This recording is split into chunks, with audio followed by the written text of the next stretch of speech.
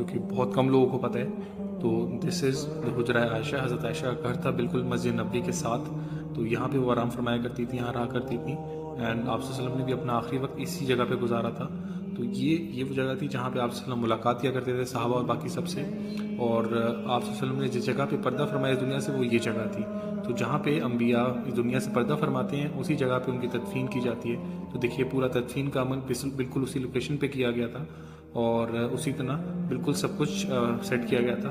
along with that یہ جو جگہ تھی یہاں پہ غسل دیا گیا تھا آپ صلی اللہ علیہ وسلم کو. اور یہ بالکل اس کے بعد کا منظر ہے کہ جس طرح سے روزہ پھر تعمیر کیا گیا, اور روزہ کے ساتھ بالکل قدموں میں حضرت عائشہ کا بستر تھا, اور باقی سب کچھ ویسے ہی رہا. تو اس کے بعد جو تھا جب حضرت ابوبکر اور حضرت عمر کی تدفین ہوئی ساتھ, تو دیکھیے رو میں تدفین کی گئی بالکل, اور اس کے ساتھ ساتھ ایک بیچ میں پردہ آ گیا حضرت عمر کے آنے کے بعد, اور حضرت عائشہ اس پردے کے اس طرف سویا کرتی تھی. اور یہ آپ صلی اللہ علیہ وسلم کا روزہ تھا, یہ حضرت